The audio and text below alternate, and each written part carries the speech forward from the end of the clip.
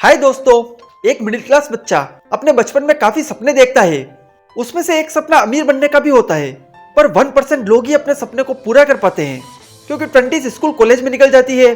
फिर जैसे ही जॉब लगती है और शादी की तैयारी, फिर बच्चे होने के बाद उनको बड़ा करने की जिम्मेदारी, उनकी एजुकेशन, फिर उनकी शादी, और ऐसे में उसकी लाइफ की बच जाती है। और जो बचपन में अमीर बनने का सपना देखा था वो तो याद ही नहीं रहता। और ये हकीकत है, क्योंकि आज के महंगाई के जमाने में अमीर बनना तो दूर, सर्वाइव करना भी मुश्किल हो गया है। इसलिए डेविड बेच ने एक ऐसा फाइनेंशियल सिस्टम बनाया और अपने बुक द ऑटोमेटिक मिलियनेयर में शेयर किया। लाखों लोगों ने इस बुक को पढ़कर अपनी फाइनेंशियल लाइफ काफी बेहतर बनाई है।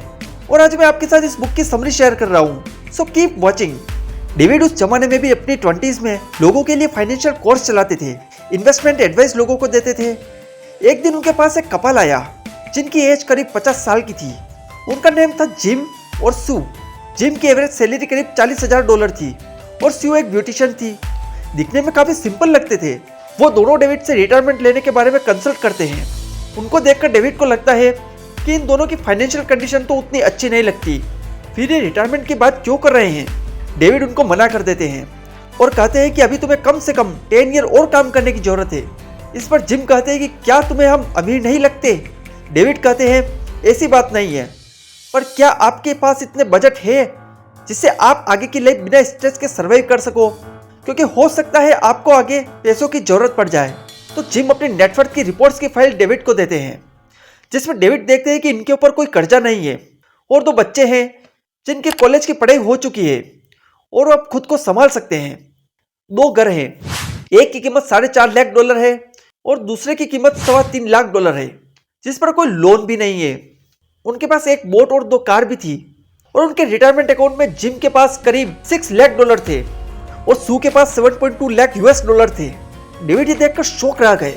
उन्हें लगा उनकी सैलरी इन कपल से डबल होगी, फिर भी वो उतना नहीं बचा पाते। तो डेविड ने पूछ ही लिया, क्या आपको इनमें से कुछ जायदाद में मिला था? तो जिम ने हंसते हुए कहा, हाँ, हमें ये सब अपने पेरेंट्स से तो नहीं मिला, बट हाँ, हमारे पेरेंट्स से विरासत में हमें फाइनेंशियल एजुकेशन मिली है। उन्होंने हमें मनी मैनेजमेंट के मैजिक के बारे में सिखाया, जो हम इस वीडियो में डिटेल में सीखेंगे। डेविड ने कहा, मेरी सोसाइटी में ऐसे लोग भी हैं जो दिखते अमीर हैं, महंगी गाड़ी, रोलेक्स घड़ी, बड़ा घर और उस बड़े घर पर बड़ा सा लोन और बैंक बैलेंस 0। फिर आपने ये सब कैसे किया, क्या आप बता सकते हैं? सू ने कहा, हाँ बिल्कुल, हमारी शादी जल्दी हो गई थी। जिम की एज करीब 24 साल और मेरी 21 साल रही होगी। हमारे पेरेंट्स ने हमें बिठाया और कहा कि तुम्हें अपनी फाइनेंशियल आदतें अच्छी रखनी होगी, या तो तुम पूरी जिंदगी काम करते रहो या पैसों को काम पर लगा दो और अपनी लाइफ का लुत्फ उठाओ। सू ने कहा, यही बात हमने पक्की कर ली। डेविड को उनके पेरेंट्स से सिखाए हुए लेसन में इंटरेस्ट आया और उन्होंने डिटेल में जानने को कहा। तो जिसमें सबसे इंपॉर्टेंट और पहला लेसन था the late off factor. Jim ने बताया, अमीर बनने के लिए बहुत ज्यादा कमाना जितना इंपॉर्टेंट है, उतना ही पैसे बचाना भी। क्योंकि हम पर्सनली ऐसे लोगों को जानते थे जो कभी आर्टिफिशियल ज्वेलरी पहनते थे और इनकम बढ़ने पर गोल्ड की रिंग ब्रेसलेट पहनने लगे। कभी जूते घिस जाते तो छोड़ते नहीं थे और बाद में रेड चिप के ब्रांडेड शूज साल में 2-3 बार बदल देते। लोगों ने सोच ही यही रखा है, जितनी ज्यादा इनकम बढ़ेगी उतने खर्चे बढ़ाओ। इसे वेल्थ इफेक्ट कहते हैं। और बहुत से महाशय तो ऐसे भी होते हैं जो कैलकुलेशन बिठा लेते हैं कि उस डेट को पॉलिसी से इतने पैसे मिलने वाले हैं, इसलिए इंस्टॉलमेंट करके ये खरीद लो। मीन्स वो पैसे कमाते हैं और खर्च कर देते हैं, और ज्यादा मेहनत करके पैसे कमाते हैं और खर्च कर देते हैं, और देखते ही देखते ऐसी डेट रेस में फंस जाते हैं कि कोई हाथ पकड़ के निकलना चाहे तो भी नहीं निकल पाते।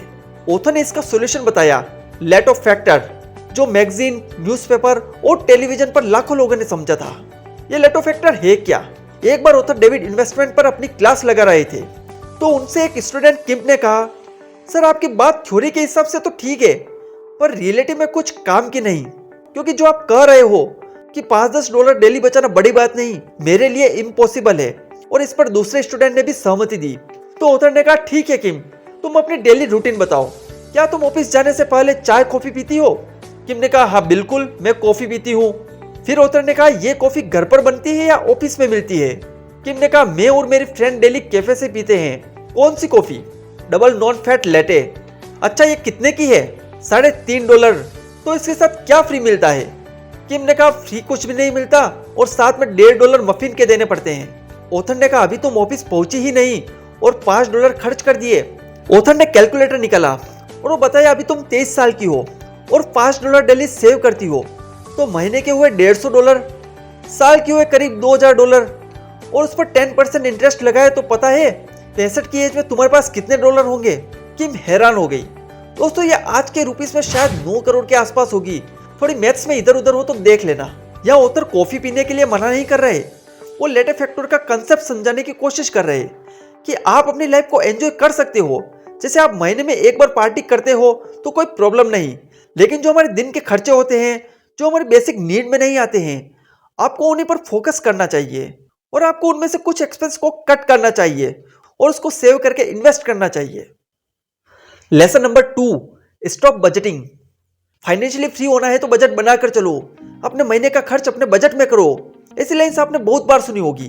बजट का मतलब क्या है कि हर चीज का हिसाब किताब, कि इस पर इतना इतना खर्च होना चाहिए, मतलब खुद पर इतना कंट्रोल रखना कि हर चीज लिमिट में हो। सू डेविड को कहती है कि मेरी मॉम ने एक्सप्लेन किया कि सच तो यह है कि बजट रियल लाइफ में काम करता ही नहीं है, ये बस कॉपी और रजिस्टर में लिखने तक ही ठीक है। ये वैसा ही है जैसे आपने डाइटिंग करना शुरू किया हो पर कहीं फ्रेंड के साथ थोड़ी देर बैठे और 2 आलू बड़े खा लिए और गए आपके प्रोटीन विटामिन के चार्ट पानी में। स्कूल में भी टाइम टेबल बनाया पर कभी काम आया? आप कितने दिन खुद को कंट्रोल में रख लोगे?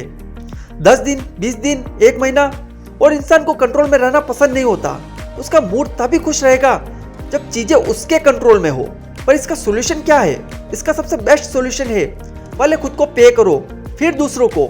लोग उल्टा करते हैं, अपनी सैलरी में से बिल, EMI, घर का राशन, दूध वाले को, गैस सिलेंडर को, सभी को पहले चुकाते हैं और फिर लास्ट में जो कुछ बचता है उसे बचाते हैं। वैसे बचता है नहीं। ऑथर कहते हैं इसके लिए आप सैलरी आते ही उसकी एटलीस्ट 5% की सिप करो। सबसे बेस्ट आप म्यूचुअल फंड में सिप करवा सकते हो। आजकल तो ये काफी इजी हो गया है और कंपनी फ्री में अकाउंट भी ओपन कर रही। दोस्तों अगर आप भी म्यूचुअल फंड में सिप करना चाहते हो तो डिस्क्रिप्शन और कमेंट में डीमैट अकाउंट ओपन करने का लिंक है। ओपनिंग चार्जेस 0 है। पैसे डालो और आज से ही ₹100 से सिप स्टार्ट करो। अपनी लाइफ को फाइनेंशियली ऑटोमेटिक बनाओ। सू ने डेविड को बताया कि मेरी मॉम ने हमें सिखाया है कि उधार पर कोई चीज मत लो और अगर कोई लोन है तो उसे जितना जल्दी हो सके पूरा कर दो। सू ने कहा कि जिम को एक बोट चाहिए थी, उसके लिए हमने 5 ईयर तक सेव किया। हमारे पास पैसे आए फिर हमने बोट खरीदी और अमेजिंग बात तो यह है कि हमने सेकेंड हैंड बोट ली जो ज्यादा चली भी नहीं थी और उसका प्राइस न्यू बोट से हाफ था। हमने लोन चुकाने के लिए भी एक ट्रिक लगाई कि मंथली इंस्टॉलमेंट पे करने के बजाय 15 डेज में पे किए। जैसे 10,000 मंथली देने हैं तो 5,000 मंथ में 2 बार पे करो। इससे हमारे ऊपर एक साथ लोन देने का बर्डन कम होता गया और 15 दिन में इंस्टॉलमेंट करने से इंटरेस्ट भी कम लगा और हमारा लोन 30 महीने के बजाय 23 महीने में ही पूरा हो गया। आज हमारी शादी को 30 साल हो चुके हैं। क्रेडिट कार्ड में आपको लिमिट मिलती है, जिससे कंपनी जानबूझकर आपको अननेसेसरी चीज बाय करने के लिए मोटिवेट करती है। ह्यूमन का नेचर ही ऐसा है कि वो आसानी से मिलने वाली चीजों की तरफ ज्यादा अट्रैक्ट होता है। बैंक या क्रेडिट कार्ड कंपनी चाहती है कि लोगों को इसकी आदत लग जाए और एक बार आदत लगने के बाद वो जाती नहीं। इससे बैंक वाले उस पर इंटरेस्ट चार्ज करके मोटी कमाई करते रहते हैं। Lesson number 4, don't relay on your will power और डिसिप्लिन। सू कहती है मुझे नहीं लगता कि हमने अपने डिसिप्लिन या विल पावर पर विश्वास किया होता तो इसका आधा भी हम सेव कर पाते। देखो दोस्तों, डिसिप्लिन तो हर चीज में चाहिए। यहाँ ऑथर का मतलब ये नहीं कि आप डिसिप्लिन छोड़ दो।